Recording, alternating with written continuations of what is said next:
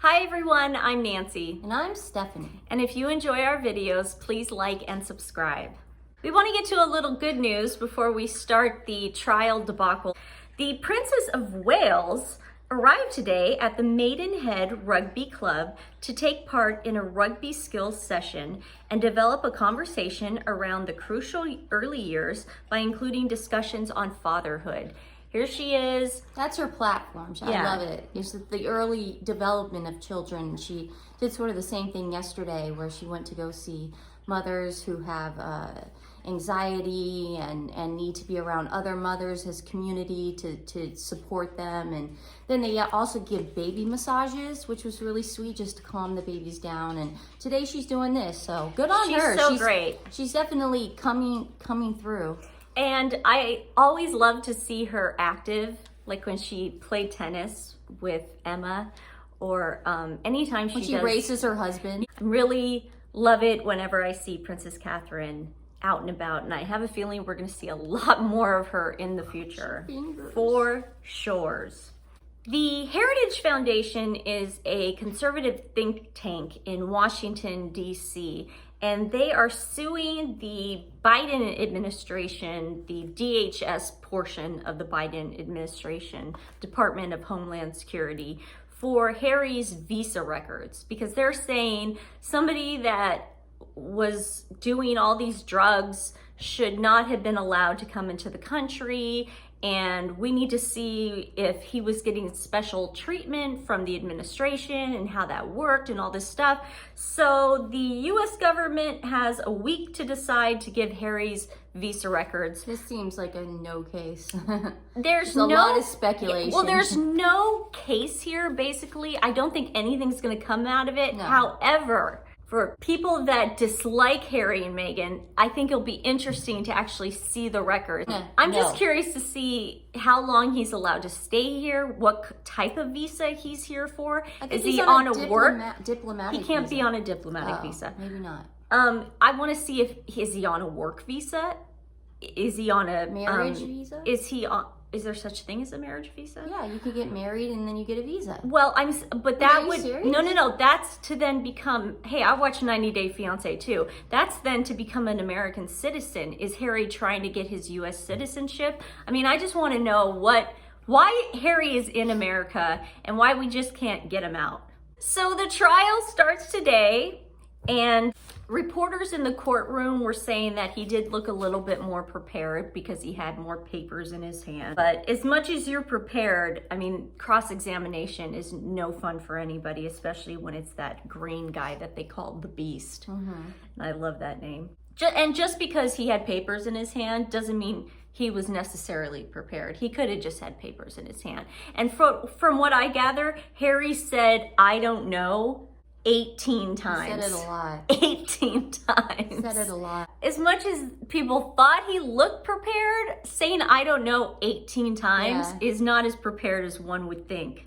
Another thing that using the word suspicious a lot was there was one part where Chelsy Davy where Chelsy Davy was, he dropped Chelsy Davy off and she walked into Kensington Palace, and he said, well, there was a photographer there. It's all so suspicious. I mean, it literally does sound like a conspiracy theory thing. Like, you know, that is kind of suspicious. Even with the Kennedy assassination, well, you know, the person on the grassy knoll, that was very suspicious. I mean, he doesn't have any facts or evidence to back any of this stuff up. It's such a boring case. You know how like the cases in America, you're always like glued to the TV and you have to wake up at 5 o'clock in the morning. It's like, it's such a boring, like... Really? I was up at 1:30 this morning. The bulk of the grievances today was Chelsy Davy. He really was upset about that. At one point, he brought up Spearmint Rhino. It's a strip club. We had those in LA. This must have been in Vegas because there's I was gonna say he was in America when it happened. Yeah, no Spearmint in Rhino in the UK. But they were saying that he was getting lap dances and that one of the girls was very blonde and statuesque, just like Chelsy Davy. And then he said that wasn't true. He had to be specific about that. yeah, I never said that. Well, he was just like, you know, all my ecstasy parties and my, you know, all my Molly parties were just, you know, they were in the press, and it's just, I couldn't take it.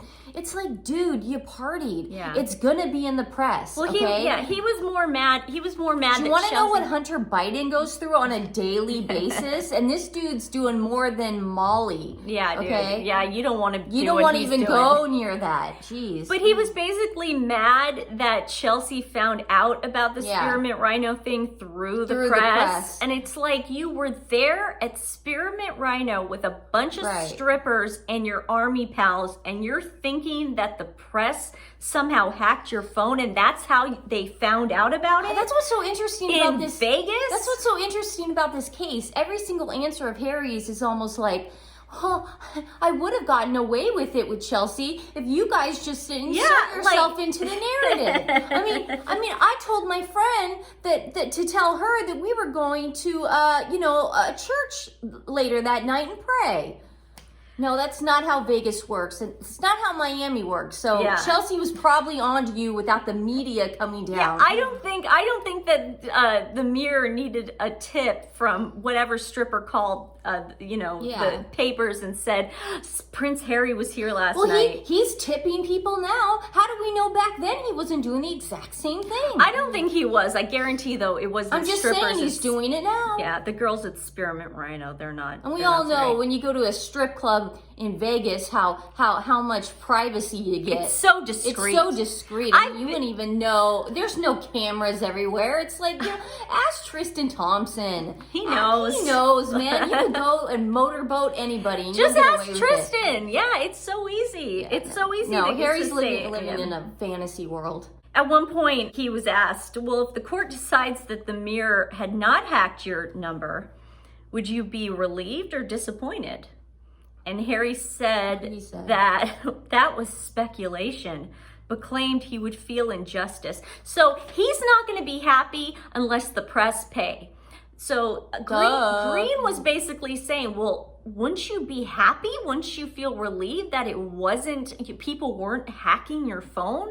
No, not really. Mm-hmm. He was talking about a People magazine article that was full of inaccuracies. Is this the same People magazine? You never read them? He claims he never read any of them. Okay. This is hearsay then. Exactly. Okay. But is this the same People magazine that his wife told her friends to go talk to so they could throw her dad under the bus? Is this the same People magazine that they're talking about? Pretty much. I was wondering. He was really, really upset about the article when Harry was dumped supposedly by Chelsy, and it said, hooray, Harry's dumped. Mm-hmm. And it was where they were on the outs or taking a break or whatever, and I'm sure Chelsy was just over his BS. Mm-hmm. But Harry said on the stand, it was mean.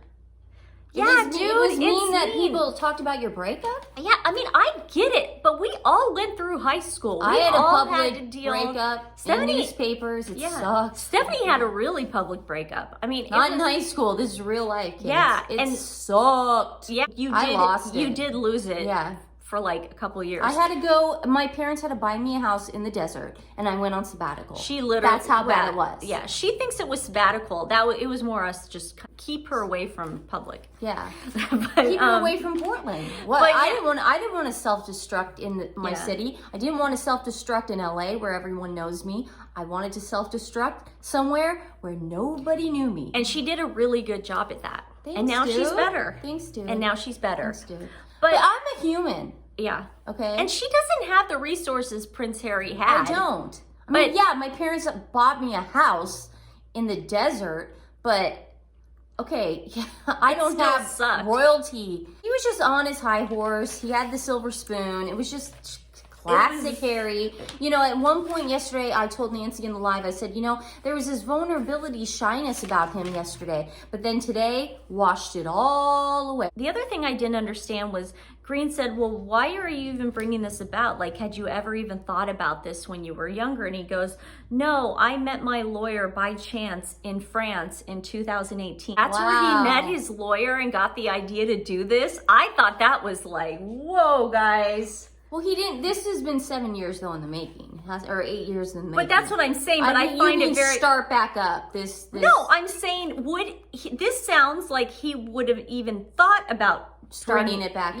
Yeah. Another thing that really, really upset me is he throws William under the bus again. William actually got a settlement a long time ago because they were in fact wrong for something that they did. And he never wanted to disclose the settlement, and he ended up donating the settlement to charity. Well, guess what Harry has to do today? Harry has to give the amount. He goes, well, William got $1 million. Oh, see, he's How what, slimy. Man. You never talk about money. It's just, William wanted to it's donate so that gauche. money. It's so gauche. William wanted to donate that money and not have anybody know about it. I mean, that just really bothers me. He's just getting worse. It's like he's not even trying anymore. It's like, ugh. And then another reason for him bringing about this lawsuit was the abuse and intrusion they have suffered. His poor wife, all the stuff she has suffered.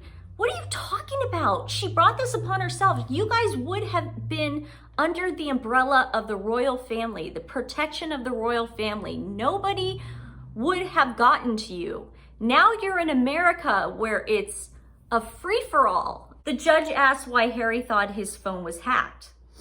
So I found this reason. This is the first thing I thought of when Harry said this. He said, well, I was calling people and they weren't calling me back, so I feel like they were erasing my voicemails because people weren't getting my voicemails. Harry, people were getting your voicemails. Yeah. This is the problem, dude. You were being ghosted. Nobody wanted to return your calls. You're just How come everyone could be ghosts but him? It's like we all know what that means and we've all been there. I mean, I could see him Andrew was even ghosting him. I could see Fergie's even ghosting him. So you could tell Fergie's screening her calls is with that old-fashioned like voicemail thing. It's like, I'm not home right now. It's like, what does it say on the caller ID? What does the caller ID say? It's Harry's number. Everybody answer it. Dodge under the couch. Whatever you do. No, that's true, man. Ghosting's a big thing, but at the same time, dude, my mom and dad once ghosted me. They were on vacation. I could have sworn. No, my dad does it on the golf course. He does it on the golf course. No, when mom and dad were in Europe, we were at Picture Perfect. Scott was even there, and we were saying something to him, and he goes like this: "The connection's really bad." Oh, I remember that. No, I remember that. The connection's really bad. So he's on vacation, basically like, I don't want to deal with this right now. Kruger, like, he ghosted us. I actually remember that. Do you remember? I do remember. I was right in front of you when that happened. But he does that a lot on the golf. He does that a lot at the desert house too, where he'll go up on the the hiking trails. And then he uses the wind up there. You know how it's really windy. Yeah. He uses the wind as his excuse that it's cutting out. Yeah. Oh my god. It's so fun. I mean, everyone does it. I ghost people. Nancy ghosts people. My parents apparently ghost people. That doesn't mean they hate you. They just want to talk to you right now. It doesn't mean the tabloids are hacking your phone. Yeah, that dude's got a lot of issues. So that was pretty much like the day. Then he got off. He did that thing when he was done, that he did after the Queen's funeral. You could tell he was relieved. Yeah, it's so tough. Miss Kerr, she was a royal journalist. It sounds like Clue. It Mr. does, Green. Yeah. Miss Kerr. Miss Kerr. She was a royal journalist, and she worked with the royals.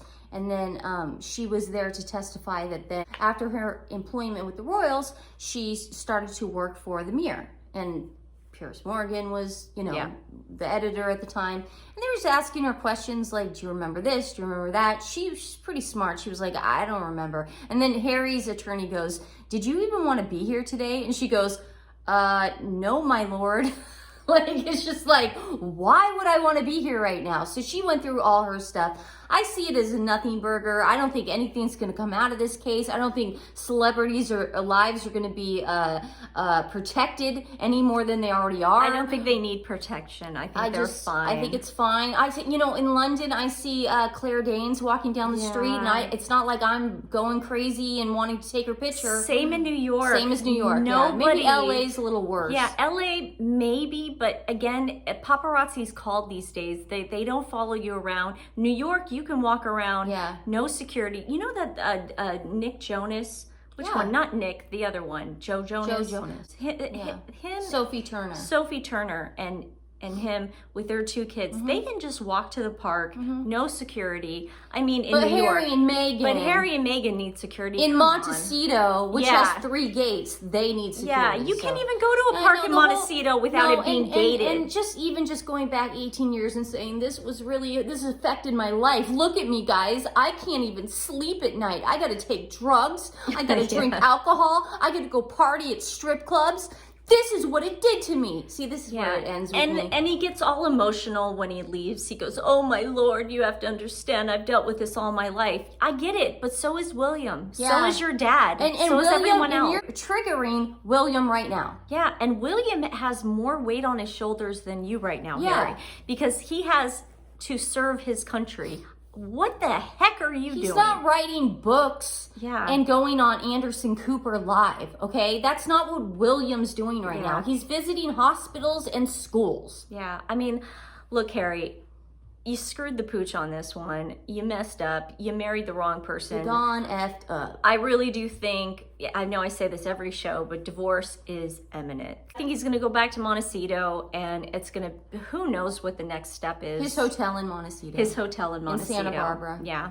In honor of solidarity with the writer's strike that's going on in America right now, and we are also SAG-AFTRA, just so you know, we voted to go on strike as well.